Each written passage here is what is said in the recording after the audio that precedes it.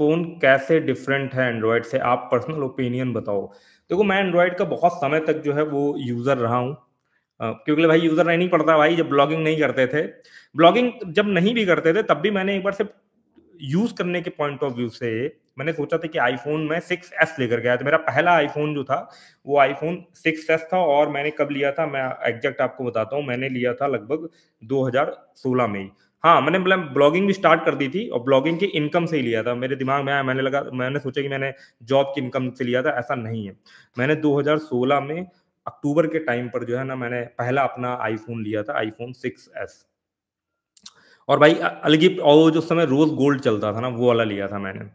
बहुत मस्त फीलिंग थी यार, उसको मतलब जो पकड़ने में और जो बीच में नहीं यार सर्कल सा बन करके उसको दबा के प्रेस करने में भाई बिल्कुल मतलब होता है ना बिल्कुल कॉन्सेप्ट ही चेंज हो गया था। एंड्रॉइड में क्या रहता था हमें 3 बटन मिलती थी बैक करने वाली, इसमें सिर्फ 1 बटन होती थी बस। तो बड़ा मज़ा आता था, वहीं से जो है वो फिंगरप्रिंट वाला कॉन्सेप्ट चलता था, काफ़ी बढ़िया मतलब कि मज़ा आया उसको यूज़ करके। उस समय मैं एप्पल के इकोसिस्टम में नहीं था। शुरू में तो मेरे को थोड़ी-सी दिक्कत हुई कि अगर मेरे को कंप्यूटर से कनेक्ट करना हुआ या कुछ चीज़ें वैसी करनी हुई, उस समय शायद शेयर चलता था। तो थोड़ा-सा मतलब कि दिक्कत रहती थी, नॉर्मल बेसिस में या हम पहले रिंगटोन वगैरह अपने हिसाब से कोई गाना-वाना लगा लेते थे। हालाँकि पहले तो उस टाइम तो मैं मोबाइल जो है ना वाइब्रेशन पे ही रखा करता था। तो काफ़ी बढ़िया एक्सपीरियंस रहा। फिर धीमे-धीमे जब भाई पैसे आने लगे तो हर किसी को लगता है यार कि थोड़ा-सा प्रीमियम प्रोडक्ट को यूज़ करा जाए। तो उस समय भी मैंने ब्लॉगिंग मेरे को लाइनक्स यूज़ करना बहुत पसंद था, ठीक है? मेरे पास ऑप्शन था कि यार मैं विंडोज़ लूँ या मैकबुक लूँ, ठीक है? ऑप्शन था। मैं तब भी मैंने मेरे पता नहीं क्या चुल थी, मैंने जो है विंडोज़ ले लिया आसुस का।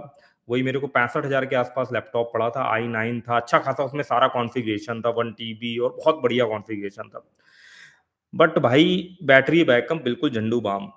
बैटरी बैकअप बहुत ज़्यादा ख़राब था। उसकी जो वेबकैम क्वालिटी थी वो भी बहुत ज़्यादा ख़राब थी।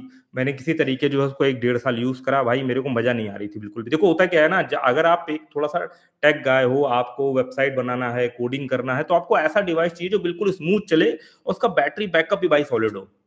ठीक है ना? फिर मैंने यार सोचा यार कि नहीं यार एक बार जो है वो मैकबुक ऑर्डर करके देखते हैं, क्योंकि जो मैं इसका प्रोडक्ट यूज़ कर रहा हूँ आईफ़ोन है बिल्कुल स्मूथ चलता है। एंड्रॉइड मैंने यूज़ करे तो वो क्या है ना 5-6 महीने 1 साल तक तो अच्छे चलते थे, तो उसके बाद थोड़ा-सा ना वो लैग करने लगते थे, हैंग करने लगते थे।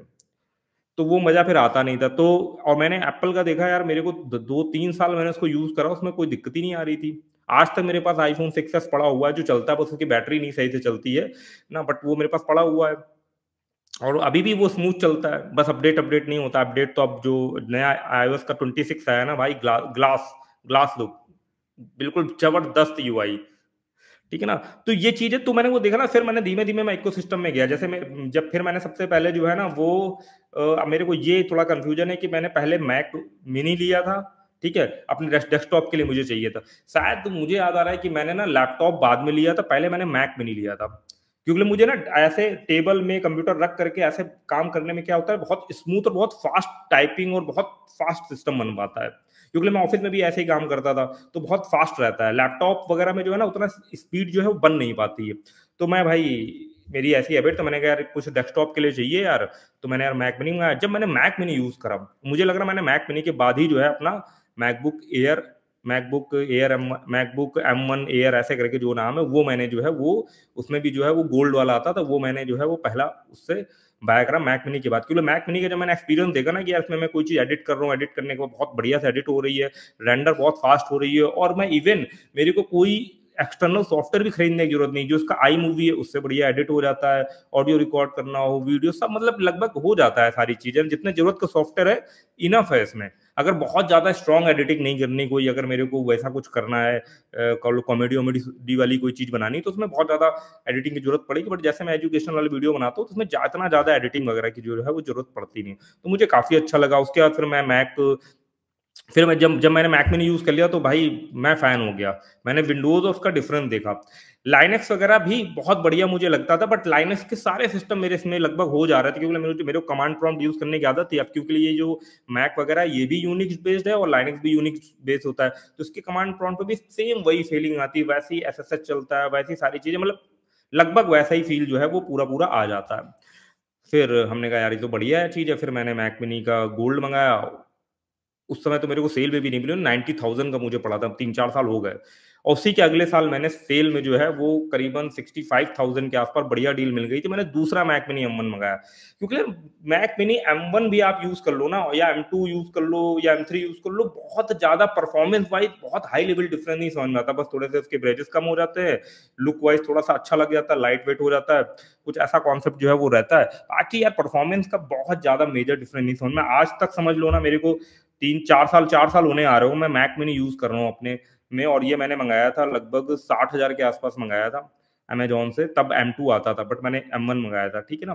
क्योंकि होता क्या है ना कि जो एक वर्जन कम चीज होती है ना, जैसे मान लो जो लेटेस्ट वर्जन चल रहा होगा उस वो क्या होता है, देखो एप्पल वालों को तो देखो हर साल कुछ ना कुछ प्रोडक्ट निकालना पड़ेगा, ठीक है ना, और वो कहीं कलर चेंज कर दें, कहीं कुछ चेंज कर दें, बट प्रोडक्ट ये लोग ऐसा बनाते हैं ना जिसको बहुत लंबे समय तक यूज कर सकते हो।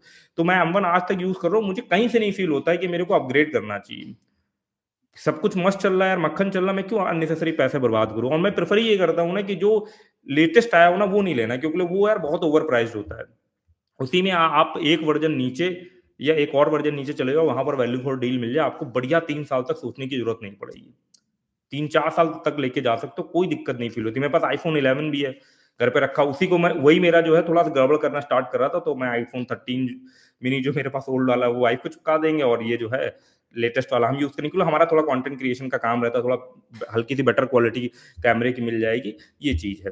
बाकी यही था, यही मेरा एक्सपीरियंस था जो मैं आपके साथ शेयर करना चाह रहा था।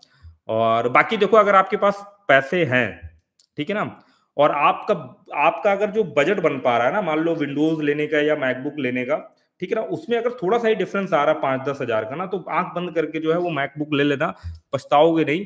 तगड़ा बैटरी बैकअप मिलेगा, अच्छी आपको वेबकैम क्वालिटी मिलेगी, कभी मीटिंग करनी हुई, कुछ करना हुआ, इवन वीडियो बनाना हुआ, ट्यूटोरियल वाले आपके पास नहीं है, आपको कैमरा यूज करना तो वो हो जाएगा।